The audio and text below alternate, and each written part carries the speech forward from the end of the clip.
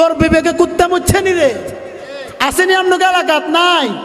কেরাম বাংলাদেশের যেই প্রান্তেই হোক না কেন, কেউ যদি আমার মসজিদ মাদ্রাসা নিয়ে কথা বলে, আমার নবীকে নিয়ে ব্যঙ্গচিত্র করার চেষ্টা করে, খোদার কসম করে বলি তার জিহ্বা ছিঁড়ে রাস্তায় নিক্ষেপ করা হবে। সীমিত সময়ের জন্য বাংলাদেশের যুব সমাজ তাদেরকে আর কখনো ছেড়ে দিবে না, ছেড়ে দিবে না। কথা বলেন ঠিক কিনা? তাকবীর! আল কোরআনের আলো, আল কোরআনের আলো। আমরা দেখেছি ইতিপূর্বে, আপনারা দেখেছেন, তারা বলে বাংলাদেশকে যে মসজিদ বেশি হয়েছে, মাদ্রাসাকে বলেছে তারা ব্যঙ্গের ছাতা। মাদ্রাসা হবে, মসজিদ হবে, কারো কথা বলার কোনো দুঃসাহস থাকবে না। যদি আমার মাদ্রাসার দিকে হাত তুলে কথা বলার চেষ্টা করো, হাত ব্যঙ্গে মার করে দেওয়া হবে। মসজিদের দিকে যদি তাকানোর চেষ্টা করো, চোখ উপড়ে ফেলা হবে। তারপরও বাংলাদেশের মধ্যে কোন মুরতাদের বাচ্চার জায়গা হবে না, জায়গা হবে না, জায়গা হবে না। কথা বলে ঠিক কিনা? যুবক ভাইয়েরা, তোমরা প্রস্তুত হও, সময় এসে গিয়েছে। এখন দুর্বার গতিতে আমাদেরকে সামনের দিকে অগ্রসর হতে হবে। পারা যাবে তো ইনশাআল্লাহ। কাঁধে কাঁধ মিলিয়ে, হাতে হাত রেখে আমরা ইসলামের পক্ষ থেকে ইসলামের পতাকাকে উড্ডীন করার জন্য সবাই প্রস্তুত আছেন তো ইনশাআল্লাহ? আল্লাহ পাক রব্বুল আলামিন আমাদের সকল যুবক ভাইদেরকে কবুল করেন। জোরে বলুন আমিন। জীবন ভর গুনাহ করে রহমত থেকে গেছি দূরে, জীবন ভর গুনাহ করে রহমত থেকে গেছি দূরে, ক্ষমা যদি নাহি পাই শূন্য জীবনময় ক্ষমা। বন্ধুরা, চ্যানেলটি সাবস্ক্রাইব করুন। আজকাল বর্তমান যুগে দেখা যায় মুসলমানরা নিস্তেজ হয়ে পড়েছে। মুসলমান কথা বলতে পারে না, মুসলমান তাকবীর দিতে জানে না। আরে মুসলমানদের যুদ্ধের জন্য অস্ত্রের প্রয়োজন পড়ে না। একটা কথা স্পষ্ট ভাষায় বলছি, মুসলমানদের বিজয়ের জন্য কোনো তরবারি অস্ত্রের প্রয়োজন নাই। শুধুমাত্র যদি মুসলমান একবার নারে তাকবীর তোলে, খোদার কসম করে বলি, বাংলাদেশ কেন তাম পৃথিবীতে কোন বিধর্মী মুরতাদের বাচ্চা মুসলমানদের সামনে 1 মিনিট টিকে থাকতে পারবে না। কথা বলেন ঠিক কিনা? অতীতেও দেখেছে, বর্তমানেও দেখছে, অল্প কিছু সংখ্যক মুষ্টিময় লোক, আর মুসলমান হলো অল্প সংখ্যক। সেখানে বামপন্থী রয়েছে লক্ষ লক্ষ, কোটি কোটি। তারপরেও মুসলমানদের সামনে দাঁড়াইতে পারে না, ঠিক কিনা? মুসলমানদের কাছে অস্ত্র নাই, মুসলমানদের কাছে গোলা বারুদ নাই, মুসলমানদের কাছে বোমা নাই, মুসলমানদের কাছে অকটেন পেট্রোল দিয়ে বানানো কোনো ককটেল নাই। মুসলমানদের কাছে আছে একটা মাত্র অস্ত্র, যে অস্ত্রের নাম হলো মুসলমানদের মহাসম্পদ ঈমান। কথা বলেন ঠিক কিনা? যতদিন পর্যন্ত মুসলমানদের বুকের মধ্যে ঈমান নামক অস্ত্র থাকবে, খোদার কসম করে বলি, যতদিন পর্যন্ত ঈমান থাকবে, মুসলমানদের মহাগ্রন্থ আল কোরআন থাকবে। আল্লাহর কসম করে বলি, কোন বিধর্মী, বামপন্থী, কোন লাল কুত্তার বাচ্চা মুসলমানদের মসজিদের দিকে বাঁকা নজরে তাকাইতে পারবে না, মুসলমানদের মাদ্রাসার দিকে হাত তুলে তাকাইতে পারবে না। যদি হাত তুলে তাকায়, বাঁকা নজরে তাকানোর চেষ্টা করে, বাংলাদেশের যুব সমাজ চোখ তুলে নিবে, হাত ভেঙ্গে চুরমার করে দিবে। তারপরও কোন বেঈমান মুশরিকরে মুসলমানদের মসজিদ মাদ্রাসার দিকে তাকানোর জন্য কোন সুযোগ দিবে না, কোন সুযোগ দিবে না। কথা বলেন ঠিক কিনা? আজকে এখানে এসেছি, সবচাইতে বড় আনন্দ হয়, সবচাইতে বড় ভালো লাগে একটা জিনিস, সেটা হলো যুব সমাজ। কি?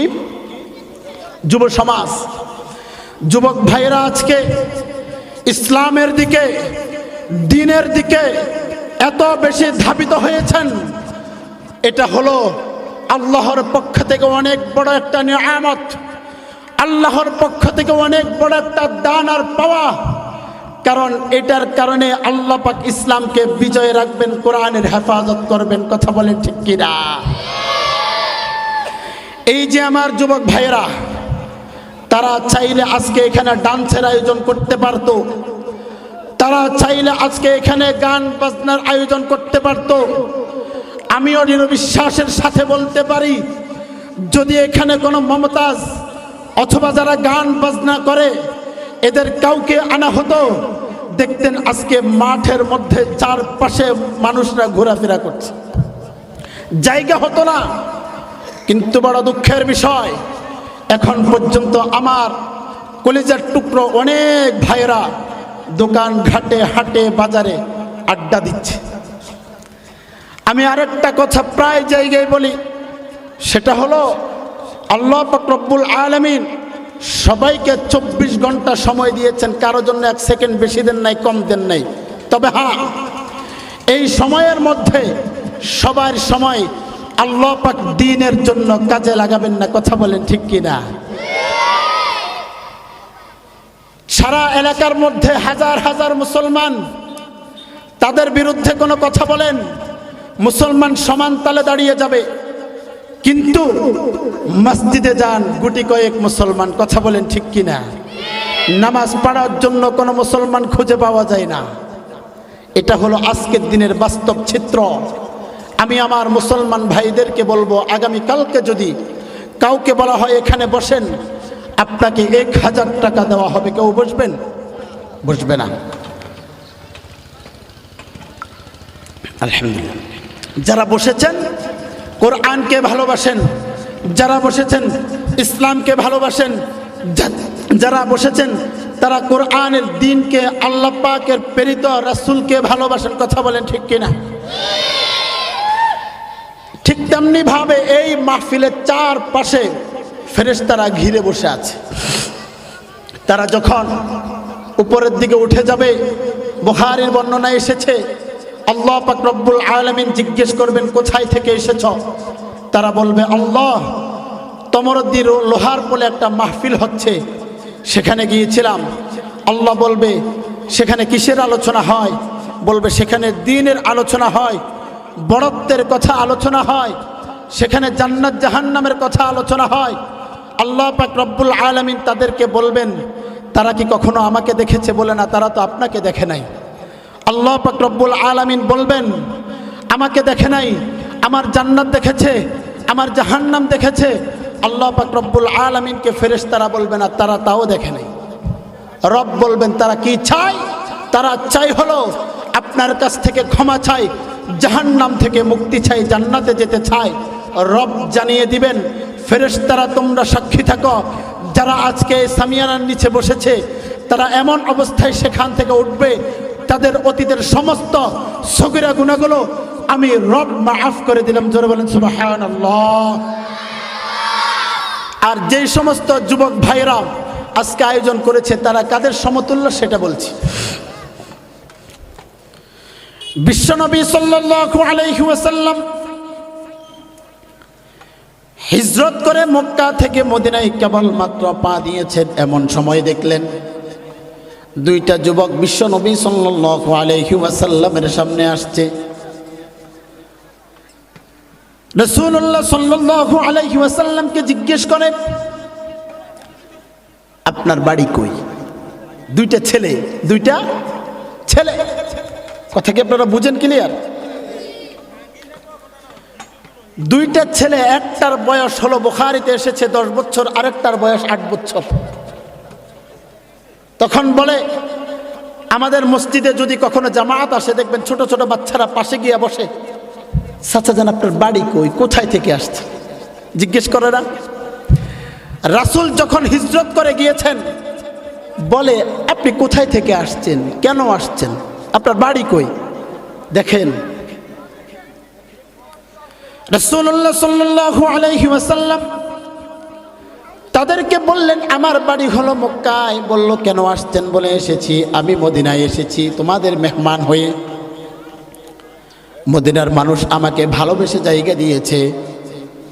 বাচ্চাগুলা বলে মদিনা মক্কা থেকে কেন আসলেন? বলল মক্কার মানুষ আমাকে সবচাইতে বেশি কষ্ট দেয়। দুইটা বাচ্চা গিয়ে বলল মক্কার মধ্যে সবচাইতে বেশি কে আপনাকে কষ্ট দিয়েছে? রাসূলুল্লাহ সাল্লাল্লাহু আলাইহি ওয়াসাল্লাম বললেন মক্কার মধ্যে সবচাইতে বেশি কষ্ট দিয়েছে আমাকে আবু জাহেল। কে? কথা বুঝেন? বুখারীর হাদিস। দুই ভাই মিলে যখন সেখান থেকে বাড়ির দিকে যাচ্ছিল, একজন আরেকজনকে বলে যদি আমরা কখনো আবু জাহেলকে পাই, আবু জাহেলকে দুনিয়া থেকে আমরা বিদায় করে দেব।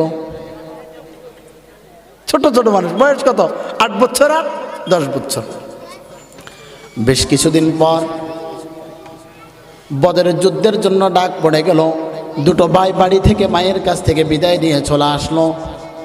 বাসায় গিয়ে বলেছে আম্মু আপনি কাঁদেন কেন? দেখলো বাড়িতে গিয়ে তাদের মা কান্নাকাটি করে। জিজ্ঞেস করলো আম্মু আপনি কান্নাকাটি কেন করেন? বলল বাবা রে আজকের দিনে আমার বড় ব্যথা, বড় দুঃখ। বলে কিসের দুঃখ? দুঃখ হলো আমার যদি আজকে তোদের বাবা বেঁচে থাকতো তাহলে তোদের বাবাকে আমি জিহাদের ময়দানে পাঠিয়ে দিতাম। সেখানে যদি শহীদ হয়ে যেত তাহলে সারা জীবন নিজেকে আমি মুজাহিদের স্ত্রী বলে দাবি করতে পারতাম। আবার বলল আমার কোনো বড় সন্তান নাই, যদি কোনো আমার বড় সন্তান থাকতো তাহলে বড় সন্তানগুলোকে বিদেশে পাঠিয়ে দিতাম, জিহাদের ময়দানে পাঠিয়ে দিতাম, যুদ্ধ করতো, শহীদ হয়ে গেলে নিজেকে একজন শহীদের মা বলে দাবি করতে পারতাম। দুটো ভাই মায়ের দুটো চোখ মুছে আর বলে আম্মু কান্নাকাটি করবেন না, আমাদেরকে বিদায় করে দেন, আমরা দুই ভাই রাসূলের সাথে জিহাদে যাওয়ার জন্য প্রস্তুত। জোরে বলেন সুবহানাল্লাহ। রাসূলুল্লাহ সাল্লাল্লাহু আলাইহি ওয়াসাল্লাম যখন জিহাদে নেওয়ার জন্য কাতারবন্দি করলেন, কাতারের মধ্যে সবাই দাঁড়িয়েছে, বিশ্বনবী সাল্লাল্লাহু আলাইহি ওয়াসাল্লাম বাঁচতেছেন। ল্যাংড়া আছে, বুড়া আছে, সবাই তো জিহাদের ময়দানে যেতে পারবে না। যেতে যেতে দেখলেন কিছু দূর যাওয়ার পর কাতারের শেষ কিনারায় একটা ছেলে দাঁড়িয়ে আছে বৃদ্ধাঙ্গুলের উপরে ভর করে। আমরা খেলা দেখতে গেলে যখন লাগ পাই না তখন আঙ্গুলের উপর খাড়াই না, এভাবে দাঁড়িয়ে আছে। নবীজি সাল্লাল্লাহু আলাইহি ওয়াসাল্লাম বললেন তোমরা কেন এভাবে দাঁড়িয়ে আছো? ইয়া রাসূলুল্লাহ আমরা জিহাদের ময়দানে যেতে চাই। রাসূল বলেন তোমাদের এখন পর্যন্ত বয়স হয় নাই। বিশ্বনবী সাল্লাল্লাহু আলাইহি ওয়াসাল্লাম বললেন বয়স হয় নাই। তারা বলে ইয়া রাসূলুল্লাহ আপনি দেখেন অন্যদের সাথে দাঁড়াইছি, তারা কিন্তু আমাদের চাইতে বেশি বড় না। নবীজি সাল্লাল্লাহু আলাইহি ওয়াসাল্লাম তাদের আবেগ দেখে, আগ্রহ দেখে তাদেরকে যুদ্ধে যাওয়ার জন্য অনুমতি দিয়ে দিলেন। বিশ্বনবী সাল্লাল্লাহু আলাইহি ওয়াসাল্লাম যখন অনুমতি দিয়ে দিলেন, অনুমতি দিয়ে দেওয়ার পর কিছু দূর যাওয়ার পরে দেখলেন আরেক ভাই দাঁড়িয়ে আছে। বললেন কি ব্যাপার, তুমি দাঁড়িয়ে আছো কেন? সেই ভাই বলে ইয়া রাসূলুল্লাহ আপনি যেহেতু আমার ভাইকে নিয়েছেন আমাকেও নেন, আমিও জিহাদে যাওয়ার জন্য প্রস্তুত। রাসূলুল্লাহ সাল্লাল্লাহু আলাইহি ওয়াসাল্লাম বলেন তোমার তো বয়স বেশি হয় নাই, তোমার ভাই একটু বড় হয়েছে, তাকে নিয়েছি জিহাদের ময়দানে গেলে সে যারা অসুস্থ হয়ে যাবে তাদেরকে পানি দিতে পারবে, খাবার দিতে পারবে, এই জন্য তোমার ভাইকে নিয়েছিলাম। তৎক্ষণাৎ ছোট ভাই ডেকে বলল ইয়া রাসূলুল্লাহ আপনি টেনশন করবেন না, গাগত যদিও বা আমার ভাইকে আমার চাইতে বড় দেখেন, কুস্তি লাগিয়ে দেখেন, আমার ভাই আমার সাথে কখনো পারবে না। ছোট ছোট মানুষ। নবীজি সাল্লাল্লাহু আলাইহি ওয়াসাল্লাম বললেন কুস্তি লাগাও। কুস্তি লাগানোর পর ছোট ভাই বড় ভাইয়ের কানে কানে বলে ভাইয়া আমিও জানি আমি তোমার সাথে পারবো না, তুমিও জানো আমি তোমার সাথে পারবো না। ছোটবেলা থেকে এমন অবস্থায় বড় হয়েছি, আজকের দিনে তুমি যদি জিহাদের ময়দানে গিয়ে শহীদ হয়ে যাও তুমি জান্নাতে চলে যাবা, আমি দুনিয়াতে থেকে যাব, এটা কখনো হতে পারে না। আজকের দিনে আমি তোমাকে একটা ধাক্কা মারবো, সঙ্গে সঙ্গে তুমি জমিনে পড়ে যাও, যদি পড়ে যাও তাহলে রাসূল দুইজনকে জিহাদে যাওয়ার জন্য পারমিশন দিয়ে দিবে। এই কথা বলার পর বিশ্ব নবীর চোখের পানিগুলো টপ টপ করে পড়তেছে। নিজের এলাকার মানুষগুলো আমাকে মারধর করে এলাকা থেকে বের করে দিয়েছে, আর এই এলাকার মানুষগুলো আমাকে এমন ভাবে বরণ করে নিয়েছে, তারা ছোট ছোট মাসুম বাচ্চা জিহাদে যাওয়ার জন্য প্রস্তুত। রাসূলুল্লাহ সাল্লাল্লাহু আলাইহি ওয়াসাল্লাম দুই ভাইকে জিহাদে যাওয়ার জন্য পারমিশন দিয়ে দিলেন। জোরে বলেন সুবহানাল্লাহ। বিশ্বনবী সাল্লাল্লাহু আলাইহি ওয়াসাল্লাম পারমিশন দেওয়ার পর যখন জিহাদের ময়দানে চলে যাওয়ার পর দুইজন দাঁড়িয়েছে, মাঝখানে দাঁড়িয়ে আছেন আব্দুর রহমান ইবনে আউফ রাদিয়াল্লাহু তাআলা আনহু। তিনি বর্ণনা করেন, আমি মনে মনে ভাবলাম দুই পাশে যদি আমার কোনো বড় ব্যক্তি থাকতো তাহলে জিহাদের ময়দানে আমি একটুখানি সহযোগিতা নিতে পারতাম। বিপদে পড়লে একদম দৌড়ায় আসতো। এদিকে তাকাই দেখে একটা 10 বছরের সন্তান, এদিকে তাকাই দেখে একটা 8 বছরের সন্তান। আব্দুর রহমান ইবনে আউফ রাদিয়াল্লাহু তাআলা আনহুকে একটা এসে বলল, চাচা যান, আপনি কি আবু জাহেলকে চিনেন কিনা? দুইজনের মনের মধ্যে কেমন যেন একটা আবেগ কাজ করছে, আমি আবু জাহেলকে শেষ করব, আমি মারব। রাসূলুল্লাহ সাল্লাল্লাহু আলাইহি ওয়াসাল্লামের সাহাবী আব্দুর রহমান ইবনে আউফ রাদিয়াল্লাহু তাআলা আনহু বর্ণনা করেন, একজন পাশে গিয়া বলে, কানে কানে বলে, পাশের জন্য যেন না শুনে, চাচা যান, আপনি কি আবু জাহেলকে চিনেন কিনা? আবার ওই পাশেরটা বলে, চাচা যান, আপনি কি আবু জাহেলকে চিনেন কিনা? দুইজনের কথা শুনে আব্দুর রহমান ইবনে আউফ রাদিয়াল্লাহু তাআলা আনহু বর্ণনা করেন, তিনি বলেন, কেবলমাত্র আমি হাতটাকে উঁচু করেছি আর বললাম, ওই যে লম্বা একটা ঘোড়া দেখা যায়, ঘোড়ার উপরে লম্বা মাথাওয়ালা যে ব্যক্তি, সেটাই হলো আবু জাহেল। হাদিসের মধ্যে এসেছে, আব্দুর রহমান ইবনে আউফ রাদিয়াল্লাহু তাআলা আনহু বর্ণনা করেন, এখন পর্যন্ত আমি হাতটাকে নামাই নাই, দুই ভাই গিয়ে আবু জাহেলের উপরে ঝাঁপিয়ে পড়ল। ঝাঁপিয়ে পড়ার পর দুই ভাই ছোট মানুষ, তরবারি দিয়ে আবু জাহেলের মাথা পর্যন্ত পৌঁছাইতে পারে না। আরেক ভাই বলল, ভাইয়া আমি ঘোড়ার পায়ের মধ্যে একটা কোপ মারবো, ঘোড়া যখন জমিনে লুটিয়ে পড়বে সঙ্গে সঙ্গে তুই আবু জাহেলের ঘাড়ের মধ্যে কোপ বসাই দিবি। জোরে বলেন সুবহানাল্লাহ। তাই যখন করলো, আবু জাহেলকে দুনিয়া থেকে ধরাশায়ী করে দিল। দুইটা মাসুম বাচ্চা, কয়টা? দুইটা মাসুম বাচ্চা আবু জাহেলকে দুনিয়া থেকে একেবারে সরাই দিল। আবু জাহেলের ছেলে ইকরামা ওই সময় পর্যন্ত মুসলমান হয় নাই, বাবার দুরবস্থা দেখে দৌড়ায় আসলো, আর দুই ভাইয়ের এক ভাইয়ের হাতের মধ্যে এমনভাবে কোপ দিল, ওই হাতটা পুরাপুরি কেটে পড়ে না, একটুখানি ঝুলে আছে। এক হাত দিয়ে যুদ্ধ করা আর এক হাত ঝুলে আছে, বড় কষ্ট হয়ে যায়। এই হাতটাকে পায়ের নিচে দিয়ে ছিঁড়ে ফেরে বাকি সময়টা যুদ্ধের মধ্যে কাটিয়ে দিলেন। জোরে বলেন সুবহানাল্লাহ।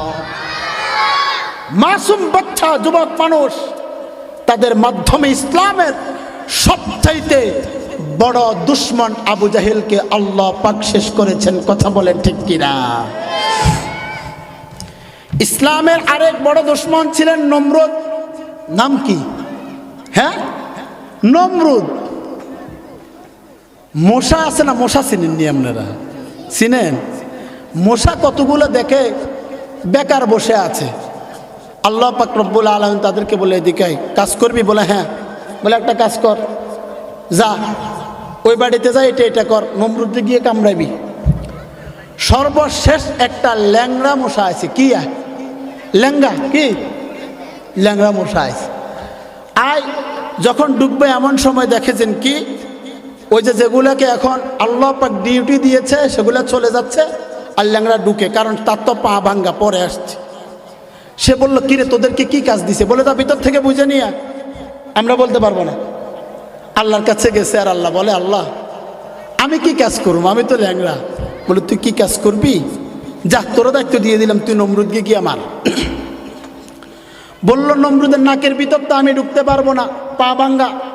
বলল, নমরুদের নাকের ভিতরে তুই ঢোকা লাগবে না, নমরুদ নিজে এটাকে টেনে ভিতরে নেবে। সবাই সবার কাজ করে, ল্যাংড়া মশা গিয়ে কি করছে, নমরুদের নাকের উপরে বসছে। নমরুদ শ্বাস টান দিছে, ভিতরে প্রবেশ করে মাথার উপরে,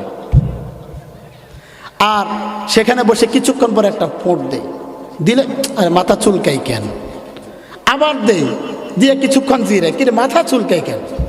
এখন দেখেছেন কি, ওই যে অনেকে সেলাবেলা থাকে না হাত পা টিপানোর জন্য, আপনাদের কি কষ্ট হয় হাত পা চিপানোর জন্য?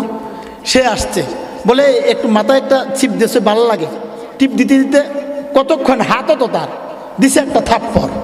মশাকে আমি একটু জিরাই আনি, মশা বসে আছে, এটা তুই কি দিয়ে বাড়ি দিস, আরেকবার দে, ভালো লাগছে তো, আরেকবার দিছি। এভাবে দিতে দিতে ওই ব্যক্তির হাতটা একেবারে লাল হয়ে গিয়েছে। এক সময় রাগ হয়ে পায়ের থেকে জুতা খুলে মাথার মধ্যে দিচ্ছে এক বাড়ি। মশাকে আমি এখন কিছু সময়ের জন্য একটু বসি, আর রেস্ট করছে। বললো কিরে বাড়ি দিছিস কি দিয়ে? বলে জুতা দিয়ে। বলে আরো মার, ভালো লাগতেছে, আরো মার, ভালো লাগতেছে। মারতে মারতে বললো এখন তো আমি একা তো আপনাকে সারাক্ষণ মারতে পারবো না, লোক ধরান। লোক ধরানো হলো, 1 নয় 2 নয়, বরং 24 ঘন্টা ডিউটি করার জন্য 24 জনকে নির্ধারণ করা হয়েছে। 24 জনের হাতে জুতার মার খেয়ে নমরুদ 1 নয় 2 নয় 7.5 বছর পর্যন্ত জুতার মার খেয়ে নমরুদ দুনিয়া থেকে বিদায় হয়েছে। আল্লাহ পাক রব্বুল আলামিন দুনিয়া থেকে কোনো জালেমকে সরানোর জন্য বড় কোনো কাউকে ব্যবহার করেন না, বড় কোনো অপশক্তিকে ব্যবহার করেন না, বরং বড় অপশক্তিকে ব্যবহার মারার জন্য ব্যবহার করেছেন একটা ল্যাংড়া মশাকে। বর্তমান যুগে, আমাদের নবীর যুগে, ইসলামের সবচাইতে বড় শত্রু আবু জাহেলকে পৃথিবী থেকে সরানোর জন্য বড় কোনো কামানের ব্যবহার করেন নাই, বড় কোনো সাহাবাই কেরামকে ব্যবহার করেন নাই। ছোট ছোট মাসুম বাচ্চা দুইটার মাধ্যমে ইসলামের সবচাইতে বড় দুশ্মনকে খতম করেছে। বাংলাদেশের স্বৈরাচারকে দুনিয়া থেকে, বাংলাদেশ থেকে হটানোর জন্য বড় কোনো রাজনৈতিক দলকে ব্যবহার করেন নাই, বরং মাসুম বাচ্চা ছাত্রদেরকে ব্যবহার করেছেন। কথা বলে ঠিক কিনা? এখান থেকে বাস্তব শিক্ষা হলো, আমার যুবক ভাইরা যতদিন পর্যন্ত সচেতন থাকবে, খোদার কসম করে বলি, বাংলার জমিন কেন তাম পৃথিবীর মধ্যে কোনো অপশক্তি যুবকদের সামনে 1 মিনিট দাঁড়ায় থাকার কোনো শক্তি নেই। কথা বলে ঠিক কিনা? হাজারো চেষ্টা করেও তারা ব্যর্থ হয়েছে, শত শত হাজার হাজার লাশ ফেলে দিয়েছে। আল্লাহ পাক বলেন অনেক ধৈর্য ধরেছি, দ্বারা তোকে সরানোর জন্য বড় কাউকে ব্যবহার করব না। ঠিক কিনা? আল্লাহ পাক রব্বুল আলামিন পাঠিয়ে দিয়েছেন আব্রাহা। সে হাতি নিয়ে কাবাগর ভাঙতে গিয়েছিল। ভাঙতে যাওয়ার পর সেখানে রাসূলুল্লাহ সাল্লাল্লাহু আলাইহি ওয়াসাল্লামের দাদা আব্দুল মুত্তালিব ছিলেন। তিনি তখন কাবাগরের দায়িত্বে। তাকে যখন বলা হলো, তিনি বললেন যার ঘর তিনি হেফাজত করবেন। কার ঘর? কাবাগর কার ঘর? আল্লাহ পাকের ঘর। আমি শারীরিকভাবে অসুস্থ, কথা বলতে কষ্ট হয়, আপনারা একটু আমার সাথে কথা বলিয়েন কেমন? আপনাদের আলহামদুলিল্লাহ ইমাম সাহেব জহিরুল ইসলাম সাহেব খুবই বড় মনের মানুষ, আমাদের বন্ধুবর, সমবয়সী মানুষ, অনেক আগ্রহ করলেন, এই জন্য এসেছি।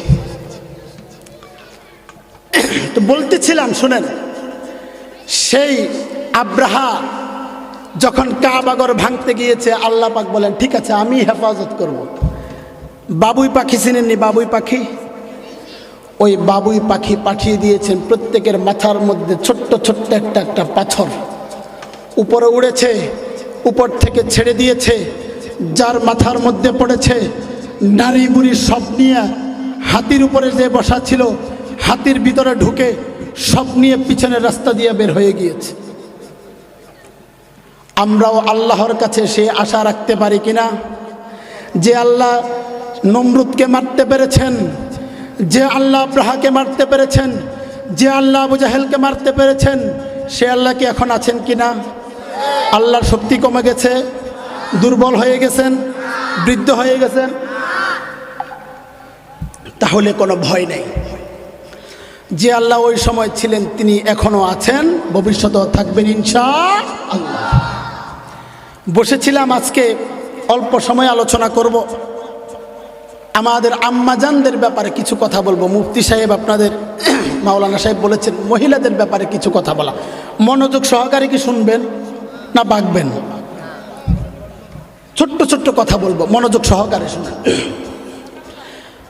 আমরা যারা দুনিয়াতে এসেছি সবাই তো কোনো না কোনো মহিলার পেট থেকে এসেছি। রাসূল বলেছেন ইন্নাল জান্নাতা তাহতা আকদামিল উম্মাহাত, প্রত্যেকটা মানুষ যারা জান্নাতে যাবে তার জান্নাত থাকবে তার মায়ের পায়ে। সে হলো আল্লাহর পক্ষ থেকে রহমত নাকি গজব? রহমত। মেয়ে কি? রহমত, আল্লাহর পক্ষ থেকে রহমত। রাসূল হাদিসের মধ্যে বলেছেন কাহারও যদি 2টা অথবা 3টা অথবা 4টা কন্যা সন্তান থাকে সে আমার সাথে পাশাপাশি জান্নাতে থাকবে। সুবহানাল্লাহ বলবেন না? কিন্তু রাসূল একটাবার এই কথা বলেন নাই কাহারও যদি 100টা ছেলে সন্তান থাকে সে জান্নাতে যাবে। তার মানে মেয়েদেরকে অগ্রাধিকার দিয়েছেন। আবার হাদিসের মধ্যে এসেছে আবু হুরায়রা রাদিয়াল্লাহু তাআলা আনহু বলেন রাসূল বলেছেন মহিলাদের জান্নাতে যাওয়া একেবারেই সহজ। যদি ঈমান আনে, 5 ওয়াক্ত নামাজ পড়ে, রোজা রাখে, পর্দা করে, এই মহিলাদের জন্য জান্নাতে যাওয়া একেবারেই সহজ। পক্ষান্তরে আবু দাউদ শরীফের হাদিস, সেখানে আমাদের আবু সাঈদ খুদরি রাদিয়াল্লাহু তাআলা আনহু বর্ণনা করেন যে রাসূল বলেছেন ঈদের দিন তোমরা বেশি বেশি দান খয়রাত করো। মহিলাদেরকে বলেছেন কেননা আমি যখন মেয়ারাজের রাত্রে জান্নাত আর জাহান্নাম দেখেছি সেখানে আমি মহিলাদেরকে বেশি বেশি জাহান্নামে জ্বলতে দেখেছি। এই মহিলা কারা জাহান্নামে জ্বলে আজকে এই হাদিসটা শুনিয়ে আমি আমার আলোচনা শেষ করে দেব। অল্প সময় আলোচনা। ফাতেমা রাদিয়াল্লাহু তাআলা আনহার নাম শুনেছেন? রাসূলের কি মেয়ে। উনি একবার ওনার বাবার সাথে সাক্ষাৎ করার জন্য যাবেন। আল কাবায়ের কিতাবের মধ্যে আল্লামা হাফেজ শাহাবুদ্দিন জাহাবী রাহিমাহুল্লাহ তিনি এনেছেন। তিনি বলেন ফাতেমা রাদিয়াল্লাহু তাআলা আনহা আলী রাদিয়াল্লাহু তাআলা আনহুকে বললেন প্রাণের স্বামী আমার, চলুন আমরা গিয়ে বিশ্বনবীর সাথে একটুখানি সাক্ষাৎ করে আসি। রাসূলুল্লাহ সাল্লাল্লাহু আলাইহি ওয়াসাল্লামের সাথে সাক্ষাৎ করতে যাওয়ার পর বিশ্বনবী সাল্লাল্লাহু আলাইহি ওয়াসাল্লামের কাছে ঢুকবেন। ফাতেমা রাদিয়াল্লাহু তাআলা আনহা আলী রাদিয়াল্লাহু তাআলা আনহুকে বললেন স্বামী আমার, আপনি একটুখানি বাহিরে অপেক্ষা করেন, আমি ভিতরে গিয়ে দেখে আসি আব্বা জানের কি অবস্থা। এখান থেকে শিক্ষা কি? কেউ যদি কাহারো ঘরে ঢুকতে হয় তাহলে কি নিয়ে ঢুকতে হবে? পারমিশন কি নিয়ে? অনুমতি নিয়ে ঢুকতে হবে, নাকি ডাইরেক্ট ঢুকে যাবেন? যার ঘরে ঢুকলেন নিজের মেয়ের ঘরে ঢুকেন তারপরেও গলা খাই দিয়ে ঢুকবেন। বুঝে আসছে? ডাইরেক্ট যদি ঢুকে যান, আপনার মেয়ে বালেগা হয়েছে, বিবাহ দিয়েছেন, আপনার বাড়িতে বেড়াইতে এসেছে, সে হয়তো বেপরদায় থাকবে, কাপড় চোপড় ঠিক থাকবে না, নাকি বলেন? এই জন্য ইসলাম শিক্ষা দিয়েছে, কোরআনের মধ্যে রব জানিয়েছেন শোনো তোমরা যখন কেউ কাহারো ঘরে প্রবেশ করবে সালামের মাধ্যমে অনুমতি নিয়ে তারপরে প্রবেশ করো। এটা বলেছেন কে? আল্লাহ। রাসূলও বলেছেন তোমরা সালামের মাধ্যমে অনুমতি নিয়ে প্রবেশ করো। ফাতিমা রাদিয়াল্লাহু তাআলা আনহা আলী রাদিয়াল্লাহু তাআলা আনহুকে বললেন প্রাণের স্বামী আমার, আপনি একটুখানি বাহিরে অপেক্ষা করেন, আমি ভিতরে গিয়ে দেখে আসি আব্বা জানের কি অবস্থা। ভিতরে যখন প্রবেশ করলেন, সালাম দিচ্ছেন, বিশ্বনবী সাল্লাল্লাহু আলাইহি ওয়াসাল্লামের কাছে যাওয়ার পর রাসূলুল্লাহ সাল্লাল্লাহু আলাইহি ওয়াসাল্লাম বাচ্চাদের মতো কান্নাকাটি করা আরম্ভ করে দিলেন। কান্নাকাটি করার পর ফাতেমা রাদিয়াল্লাহু তাআলা আনহা রাসূলকে বললেন আব্বা জান, আপনি কি জন্য কান্নাকাটি করেন? রাসূলুল্লাহ সাল্লাল্লাহু আলাইহি ওয়াসাল্লাম কোনো কথা বলেন না। তারপর বলেন আব্বা জান, আমি বুঝতে পেরেছি আপনি কি জন্য কান্নাকাটি করেন। দুনিয়াতে আসার আগে আপনি আপনার বাবাকে হারিয়েছেন, আজকে বুঝি আপনার বাবা আব্দুল্লাহর কথা খুব বেশি মনে পড়েছে। বিশ্বনবী কোনো কথা বলেন না, তারপরে বললেন, আব্বাজান আমি বুঝতে পেরেছি আপনি কেন কাঁদেন। ছোটবেলা আপনার মা আমেনা দুনিয়া থেকে বিদায় নিয়ে চলে গিয়েছেন, আজকে বুঝি আপনার মা আমেনার কথা আপনার খুব মনে পড়েছে। মেয়ে সান্ত্বনা দিচ্ছে। বিশ্বনবী কোনো কথা বলেন না। ফাতেমা রাদিয়াল্লাহু তাআলা আনহা বলেন, আব্বা আপনি তো বলেছেন আপনার মা আমেনা নাই, তো কি হয়েছে? আপনার মা ফাতেমা তো এখন পর্যন্ত বেঁচে আছেন, আপনি কেন কান্নাকাটি করেন? নবীজি কোনো কথা বলেন না। তারপরে বলেন, আব্বাজান আমি বুঝতে পেরেছি আমার মা খাদিজা আপনার সব সময়ের সঙ্গিনী ছিলেন, আজকে বুঝি আমার মা খাদিজার কথা আপনার খুব বেশি মনে পড়েছে। নবীজি সাল্লাল্লাহু আলাইহি ওয়াসাল্লাম কোনো কথা বলেন না। তারপরে বললেন, মা শোনো, আমি আমার বাবা আব্দুল্লাহর জন্য কাঁদি না, আমি আমার মা আমিনার জন্য কান্নাকাটি করি না, আমি তোমার মা খাদিজার জন্য কান্নাকাটি করি না। আমি যখন মেরাজের রজনীতে জান্নাত আর জাহান্নাম দেখলাম, জাহান্নামে গিয়া দেখি আমার উম্মতের মহিলাদেরকে 6 রকমের শাস্তি দেওয়া হয়। কত রকমের? মনে রাখবেন, কিন্তু মনে থাকবো নি। 1 নাম্বার, আর এগুলা মিলাইবেন বাড়িতে, আমাদের আপনাদের বাড়িতে আছে কিনা। আলহামদুলিল্লাহ, মিলাইবেন আমার আপনার বাড়িতে আছে কিনা। কেমন? 1 নাম্বার হলো, রাসূল বলেন, আমি দেখেছি একটা মহিলাকে তার চুলের উপরে জাহান্নামের উপর ঝুলাই রাখছে, চারপাশ থেকে জাহান্নামের আগুন জ্বলে, নিচ থেকে আগুন জ্বলে দাউ দাউ করে। আগুনের কারণে মহিলার মাথার মগজগুলো ফুটন্ত ভাতের মারের নেই টকবক করে উতরাচ্ছে। 1 নাম্বার শাস্তি। ফাতিমা রাদিয়াল্লাহু তাআলা আনহা জিজ্ঞেস করলেন, আব্বা এই শাস্তিটা কেন দেওয়া হয়? নবীজি সাল্লাল্লাহু আলাইহি ওয়াসাল্লাম বললেন, মা শোনো, কারণ এই মহিলা যখন রাস্তা দিয়া চলাচল করতো নিজের মাথার মধ্যে ঠিক মতো কাপড় দিত না। কথা বলেন ঠিক কি না? আমাদের সমাজে নাই? আসেনি? তুজো লোক নাকি লোক নাই? আসেনি? আম্মাজান যারা মাথার কাপড় ফেলে দিয়ে রাস্তাঘাটে ফরপুরেটের সামনে চলাচল করে, তাদের জাহান্নামের শাস্তি হলো চুলের ঝুঁটির মধ্যে তাদেরকে ঝুলাই রাখা হবে, আর তাদের চারপাশ থেকে নিচ থেকে জাহান্নামের আগুন জ্বলবে, মাথার মগজগুলো ফুটন্ত বাতের মারের নে টকবক করে উতরাবে। কয় নম্বর গেছে? কয় নম্বর? নাম্বার 2। বিশ্বনবী সাল্লাল্লাহু আলাইহি ওয়াসাল্লাম বলেন, আমি দেখলাম একটা মহিলাকে তার জিহ্বার উপরে ঝুলাই রাখছে আর জাহান্নামের আগুন জ্বলে। চারপাশ থেকে জিজ্ঞেস করলেন, আব্বা এই মহিলাকে এই শাস্তিটা কেন দেওয়া হয়? রাসূলুল্লাহ সাল্লাল্লাহু আলাইহি ওয়াসাল্লাম বর্ণনা করেন, মা শোনো, এই মহিলার জিহ্বার ব্যবহার এত বেশি খারাপ ছিল, তার খারাপ ব্যবহার থেকে নিজের ননদ ননস পাড়া প্রতিবেশী শ্বশুর শাশুড়ি এমনকি তার স্বামী পর্যন্ত রেহাই পাই না। আসেনি? খারাপ ব্যবহারওয়ালা মহিলা নাই? তাহলে এই অবস্থাও আমাদের সমাজে আছে। 5 ওয়াক্ত নামাজ পড়ে, হজ করেছে, রোজা রাখে, নফল ইবাদত করে, কিন্তু তার মুখের ব্যবহার এত জঘন্য, আশপাশ থেকে মানুষ ঠিকমতো থাকতে পারে না। কথা বলেন ঠিক কিনা? তাহলে যাদের ঘরের মধ্যে মহিলাদের খারাপ ব্যবহার, তাদেরকে সতর্ক করা যাবে কিনা? ইনশাআল্লাহ। 3 নাম্বার শাস্তি হইল, বিশ্ব নবী সাল্লাল্লাহু আলাইহি ওয়াসাল্লাম বলেন, আমি দেখলাম একটা মহিলাকে তার স্তনের উপরে ঝুলাই রাখছে, চারপাশ থেকে আগুন জ্বলে, নিচ থেকে আগুন জ্বলে।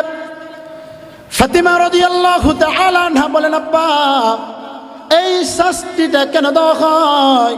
নবীজি সাল্লাল্লাহু আলাইহি ওয়াসাল্লাম বর্ণনা করেন, মা শোনো, এই মহিলা দুনিয়াতে থাকা অবস্থায় নিজের ঘরের মধ্যে হালাল স্বামী থাকা সত্ত্বেও হারাম সম্পর্ক পরকীয়ায় লিপ্ত ছিল। কথা বলেন ঠিক কি না? আমাদের সমাজে নাই? জোরে কবেন আছে না না, এটা তো কবেন আপনারা। আমাদের সমাজে নাই, জোরে করতে হইবে। আম্মা জানেরা হুনক স্বামীরে কি করে পুষলাইয়া পাশলাইয়া বিদেশে পাঠাই দেয়, আর সেখান থেকে ইমো মোবাইল পাঠায়। এখন স্বামীকে কুটুস কুটুস কল দিয়ে স্বামী থাকে কাজে ধরতে পারে না। ইমুতে এবার অপরিচিত নাম্বার এসেছে, প্রেমে লিপ্ত হয়ে গিয়েছে। এরপরে দেখা যায় ঘরের মধ্যে 5-6 বছরের বাচ্চা কাচ্চা রেখে আরেকটা পরপুরুষের সাথে হাত ধরে পালিয়ে যায়। কথা বলেন ঠিক কি না? দুনিয়াতে শাস্তি, আখেরাতেও কিন্তু শাস্তি, মনে থাকবো। 4 নাম্বার শাস্তি হইল, বিশ্বনবী সাল্লাল্লাহু আলাইহি ওয়াসাল্লাম বলেন, আমি দেখলাম একটা মহিলাকে তার দুটো হাতকে বুকের কপালের সাথে বেঁধেছে, দুটো পাকে বুকের সাথে বেঁধে জাহান্নামের মধ্যে উপর করে রেখেছে। জিজ্ঞেস করা হয়, ইয়া রাসূলুল্লাহ, এই শাস্তিটা কেন দেওয়া হয়? নবীজি সাল্লাল্লাহু আলাইহি ওয়াসাল্লাম বললেন, মা শুনো, এই মহিলা নামাজের সময় হইলে নামাজ পড়তো না। দ্বিতীয় নম্বর হইল, এই মহিলা পবিত্রতা অর্জনে বিলম্ব করতে। কথা বলেন ঠিক কিনা? আম্মা জানেরা নামাজ পড়ে না, বিশেষ করে জোহর আর এশারের নামাজ পড়তে পারে না। খাবার দাবার রান্না বাটা করে কিন্তু নামাজ পড়তে পারে না। এশারের নামাজ একটু পরে পড়বো, জিমানে এসে যায়, পড়ে না।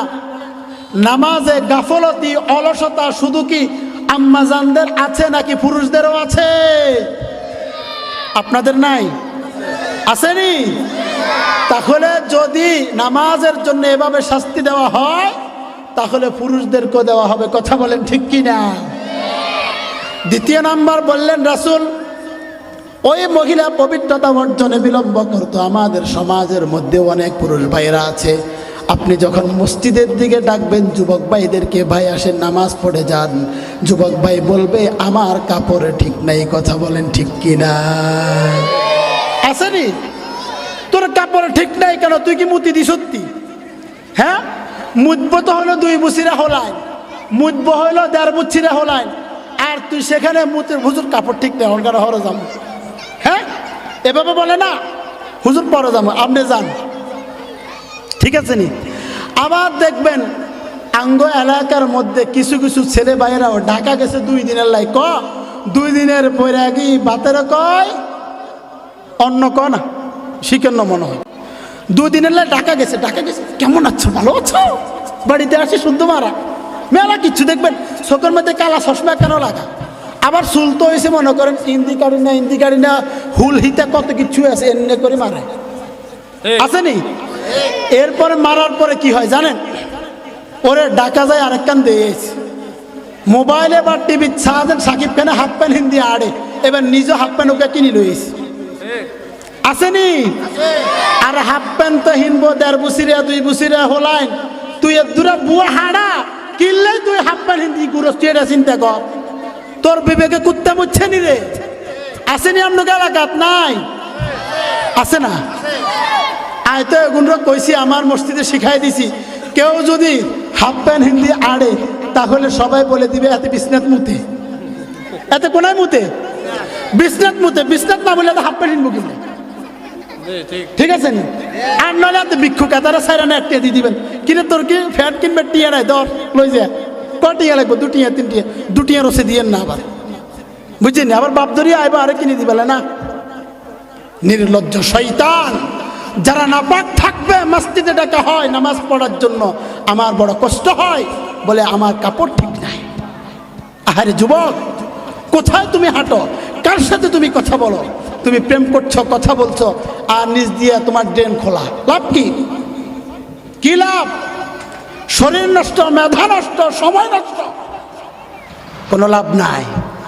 কাজেই জাহান্নামে যে মহিলাদেরকে ফেলবে, যেই সমস্ত যুবক ভাইরা নাপাক থাকে তাদেরকেও কিন্তু তাদের হাত দুটোকে কপালের সাথে বাঁধবে, পা দুটোকে বুকের সাথে বেঁধে উপর করে জাহান্নামের মধ্যে নিক্ষেপ করবে। কথা বলেন ঠিক কিনা?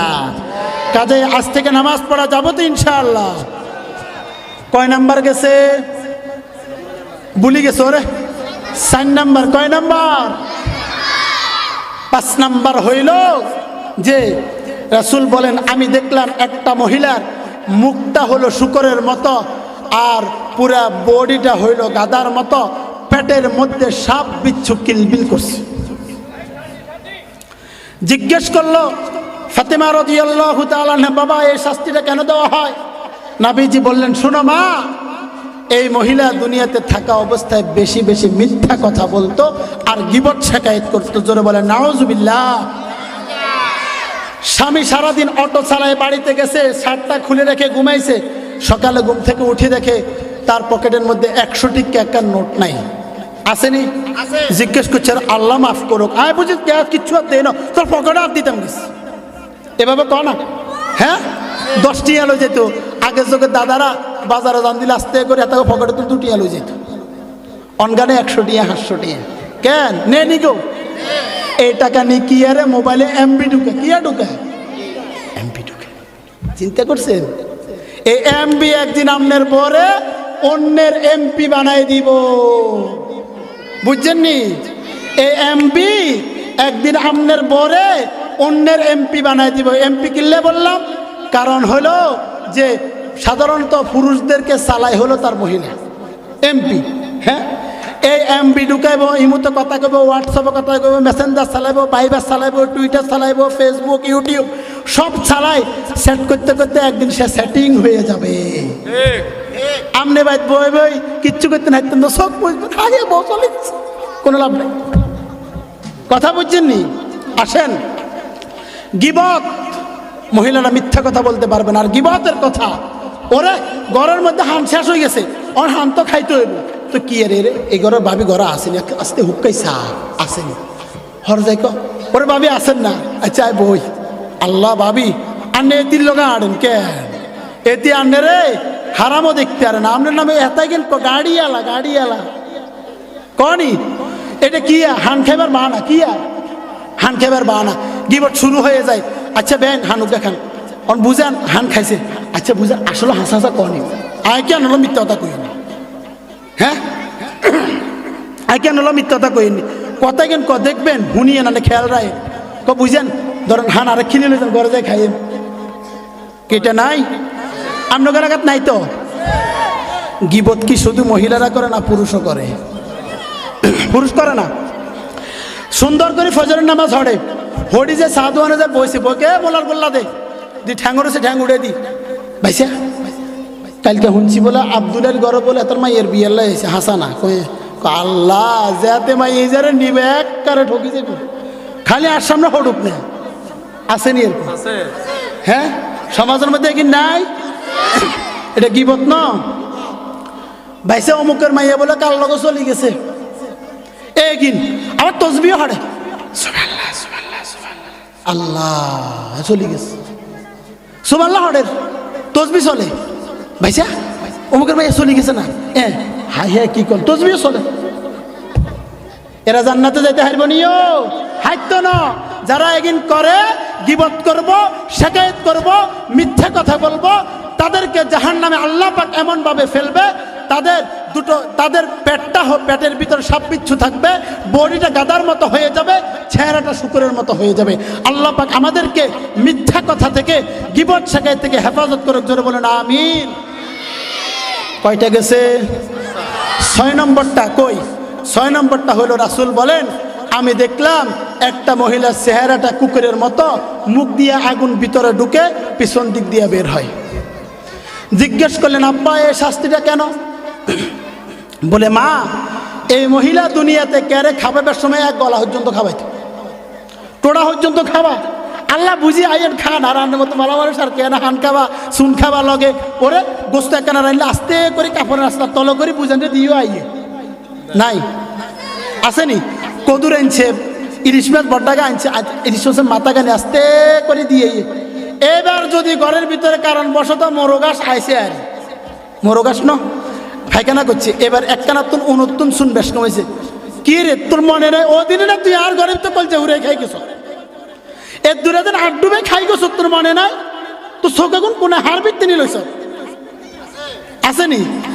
এটার নাম খোঁটা, এটার নাম কিয়া। যেই ব্যক্তি খোঁটা দিবে, নবীজি বলেন ওই ব্যক্তির চেহারাটা হয়ে যাবে কুকুরের মতো, আর মুখ দিয়ে ভিতরে আগুন প্রবেশ করে পিছন দিক দিয়ে বের হবে। আল্লাহ পাক রব্বুল আলামিন আমাদের সবাইকে হেফাজত করুন, জোরে বলেন আমিন। আপনাদের সমাজে আসেনি? আমি আমার যুবক ভাইদের কাছে সর্বশেষ কথা, আজকের এই মাহফিল থেকে এত সুন্দর আয়োজন কেন করেছেন, দু চারটা কথা বাড়িতে নেওয়ার জন্য। এই যে 6টা কথা বলেছি, মনে থাকবো নি আমনগো? আরেকবার কি কই দিতেমনি? কোন লাগতো না? হ্যাঁ, প্রথম নম্বর হইল মহিলাকে শাস্তি দেওয়া হয় তার চুলের জুটির উপরে। কেন? সে পর্দা করতো না, মনে থাকবো। 2 নম্বর, মহিলাকে শাস্তি দেওয়া হয় তার জিহ্বার উপরে ঝুলাই রাখছে, শাস্তি কিল্লায় এই মহিলার মুখের ব্যবহার খারাপ। 3 নম্বর, মহিলাকে তার স্তন তথা দুধের উপরে ঝুলাই রাখছে, কেন? এই মহিলা পরকিয়া করতো, মনে থাকবো। 4 নম্বর হইল ওই মহিলাকে তার হাত দুটোকে কপালের সাথে বেঁধেছে আর পা দুটোকে বুকের সাথে বেঁধেছে, কেন? এই মহিলা নামাজ পড়তে বিলম্ব করত, পবিত্রতা অর্জনে বিলম্ব করত। 5 নম্বর হইল মহিলার চেহারাটা হয়েছে শুকরের মতো, বডিটা গাদার মতো, মুখের ভিতরে পেটের ভিতরে সাপ বিচ্ছু কিলবিল করে। এই মহিলার কাজ হইল মহিলা মিথ্যা কথা বলতো আর গীবত শেখায়ত করত। 6 নম্বর হইল ওই মহিলার চেহারাটা কুকুরের মতো আর পেটের মধ্যে আগুন মুখ দিয়ে ঢুকে পিছনের রাস্তা দিয়ে বের হয়, কেন? কারণ এই মহিলা মানুষকে খাওয়ানোর সময় খাওয়াইতো, পরবর্তীতে খোটা দিত। কথা বলেন ঠিক কিনা? মনে রাখা যাবে না ইনশাআল্লাহ।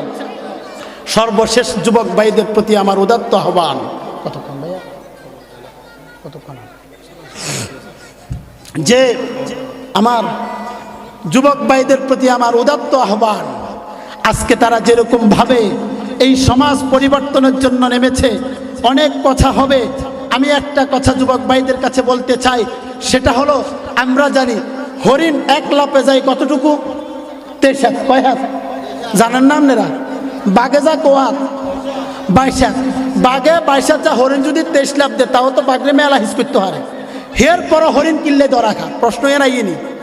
কারণ হইলে একটা মাত্র কারণ, সেটা হলো হরিণ যখন সামনের দিকে দৌড়ায় একবার পিছনের দিকে তাকায় বাঘ কতটুকু আসছে, আর একবার তাকানোতে সে 22 হাত পিছনে পড়ে যায়। হ্যাঁ, আমার যুবক ভাইদেরকে বলবো, অনেকে অনেক কথা বলবে, সমন্বয়কদেরকে অনেক কথা বলবে, গালিগালাজ করবে, মুসলমানদেরকে নিয়ে কথা বলবে, যুবকদেরকে নিয়ে কথা বলবে। তোমরা পিছনের দিকে তাকানোর তোমাদের কোনো সুযোগ নাই, বরং তোমাদের কাছে যেটা আছে সামনের দিকে অগ্রসর হও। আল্লাহ পাক তোমাদের জন্য রাস্তাকে সুগম করে দিবেন। কথা বলে ঠিক কিনা? আমার যুবক ভাইরা যেহেতু সচেতন হয়েছে, আমার যুবক ভাইরা এখন বুদ্ধিমান, এখন আর আমরা বুড়া বুড়ি চাই না, আমরা চাই ইয়াং জেনারেশন। কথা বলেন ঠিক কিনা? যতদিন পর্যন্ত যুবক ভাইদেরকে সামনের দিকে অগ্রসর হতে দিবেন আর যুবক ভাইদের হাতের মধ্যে লাঠি ধরিয়ে দিবেন, তারা সামনের দিকে অগ্রসর হবে, নারে তাকবীর বলবে। খোদার কসম করে বলি, বাংলাদেশের মধ্যে তার কখনো মুরতাদের বাচ্চা, বেঈমান মুশরিক, যারা তসলিমা নাসরিনের মতো বিশ্ব মহিলা ছিল, যারা সেই ডক্টর শরীফ আহমদের মতো মুরতাদ ছিল, যতই তারা চেষ্টা করেছে বাংলাদেশ থেকে ইসলামটাকে ডিলিট করার জন্য, একটা মাত্র কথা বলি, যেই ব্যক্তি চেয়েছিল ইসলামটাকে ডিলিট করতে সে নিজে ডিলিট হয়েছে। পক্ষান্তরে ইসলাম ডিলিট হয় নাই। তসলিমা নাসরিন বিশ্ব মহিলা বাংলাদেশ থেকে পর্দা উঠাইতে চেয়েছে, বোরকার বিধান উঠাইতে চেয়েছে। রাতের আধারে সেই বিশ্ব মহিলা বোরকা পরিধান করে বাংলাদেশ থেকে বিতাড়িত হয়েছে। কথা বলেন ঠিক কিনা? তেমনি ভাবে নারায়ে তাকবীর, নারায়ে তাকবীর, আল কোরআনের আলো।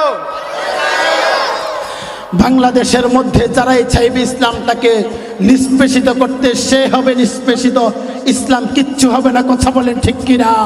অনেকে চেয়েছিল এর আগে, ধ্বংস হয়েছে, তাদের নাম গন্ধ নাই।